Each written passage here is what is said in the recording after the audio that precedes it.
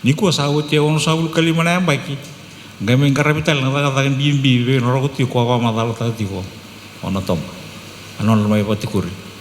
i gaman house ote ni kana kana chini kerdiwa 5 kabitu mani tu ko echu kuna tambala itu ki sawut stel ngan turun kono balab na kana la veti tu mai na kawai di sawa sambu tati ko kan tapa katoka na ulu ni au ni tau kei na tambua itu kutu kucu sabe kito setika kumena on sangul badak anon rasa la veti kumena kawai ora non turanga non maram bale na yayasan sianguni sala dawa ena rawani dikebikina men dikebi matikina babinaka na kawai ni kana sa waka sambu tedi na tambo bambimbi na kena level te itu bitumba sini ka do wit sanga bulu sini ka wol sanga bulu main do na sub committee mai duri na bos lewatura merto dikeba na takaka ko ado mena tini ka wol sanga bulu wada tini ka do sanga bulu senga ni le una kena vital no te itu me ado mena ronundo tini ka bitu na kena sa mai soli na tambara itu ke na tambua ko kau bisumai New Zealand amai bakar tekira na turang ulil matentu kam minista tani bekawa itu ke bendola endua na tambosok arto man ngara na kenna taka na tambara itu ke arto ko to na ken itu na biasa mani tarai ken no rabaka tutu men na bidana sana me bakala tak na ken politik na tambua betene sa saule usaranga na ken politik itu ino ponsok ini kelana turun kena maram masih tak ora ya bersama maka tu mai na dalang ko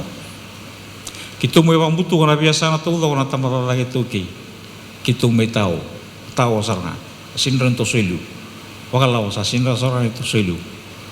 kau kan mau bawa tak kira na itu ke trust fund bol tu ngono kena siu nona bingo mana kir mertung dike pemandang transfer serau nir tungkara warna itu bingo sesang sarong itu kena pemandang ni James umarau ni abando ni naturang maten itu mertungkara warna transfer nala bango pasabaru mai sibutai kini kuah na tambua hab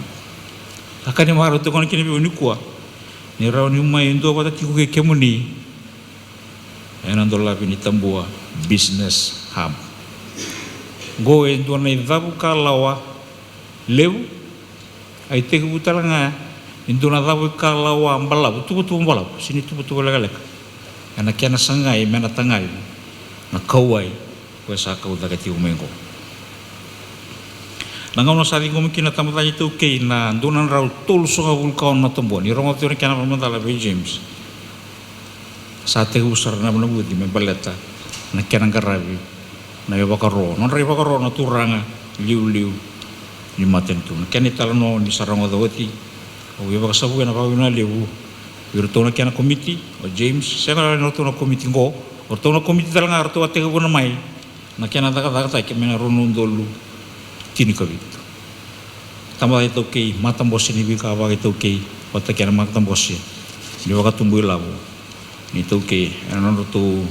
sole baka butuhkan tak natatan roya o vital no chuo tikir tu na department of environment ni ko angai durumi tal nanto na marole bertutu ko na mai sahabat tambu na kau tambu walang ke baka na kere mekan ni mau sana solinga ke baka mekan somat awa biara walila yo sangale baka sama tu tamang ni salongo sakwa kaku ni kau kina baka lebu walang na nonda tambu ke baka ni sinyo kambo tra kau warita ka nyaran ngali terang itu na department of environment ni kota langa sana sini mesulan na tambala itu ke naivol kere ni kau tambu walang ke baka kau mekan ni mau sana ni dua nonda yau baka panu itu wata kaya tambua dede tondua me baka ni sakila menevei yau ne vanua tale so. Nangauna iliu na tambuana na rayau tunde na turanga kapaya tenga na songo bimbi so. Ngome ta tauribaka nangauna ni bibaka me utaki no la kobi na marama kena vanga ngataki ni vesa le biokani baka vanua. Ni kuwa isaga ni sel na kiana maringeti. Anda tumberi ana vi songo wanga mateni tu kena songo baka biokani wakana baka mau so mate kena orang garai bila bulan. Dau baka ngataki talanga me kere ni ndona ka se me soro. Ana bunga na vanua ndo baka ngataki na tambua me kere ni ndona ka ndo vesa kena ndo tala tambua. Ndarawa ni kaya ni tambua sa lenguwa no ndaonga baka vanua karao talanga ni kuri ni dola. Na sona vanua enren resar na tau keni eu baka vanua ngo. Sasasang sarki na baka ngumutu na tamata tayo tau ke e bukea ka baka rorota ka na tau kena na eu mi vanua ngo. Ngo merawa ni sakua ni baka tao ni kena loma lang kataki ela kobe baka vanua ni watilu be muni sa muni ndau datu kan garabia ngani somate be irna bekanta ersa liwani. Kamunika ko ni bolita ka bua endua kangai lain renre anomuni le kotali sumai. Sasanga ngo ana pakarota kana nomuni taukena na tambua. Wana ronong dulu katini sa leweki na meandrabi na bolita ki kena kawe bonuatani na tambua. Goe sa muroti ko nga na Convention on International Trade in Endangered Species of Wild Flora and Fauna, CITES.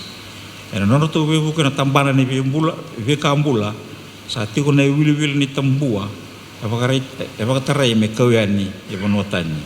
Ena sasanga patongo ena baka ya talaga na wili tambua e bolitaki ena ndua na bula. Na tamba tayo ito kay ena pingkarai ena tubo ni matin tungo ena kena drive na bolitaki ni tambua kartango maki kina na tobuto na kena matanggali sperm whales. Karena saya ngani ndau ngai kune tiko baka soma. Endina ni bimbi na nonda baka ro baka vanua ngandre bitalanga me baka numi nonda waitu kena yombula sa baka ro tai weekenda kasana ndita viandu dua menda wa marangeta. O to kai ro takatala na ka wasada butoti o ya me ni kuwa sana saya ni baka tarai na ka tumbu e balangi ke baka e kali baka mau. Sa baka tarai tunga ke baka me kanni somate.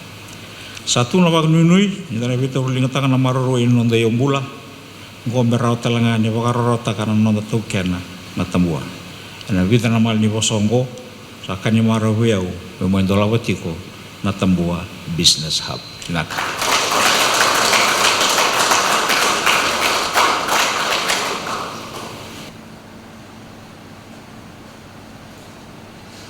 Dosa kami tunan terima kasih sulim.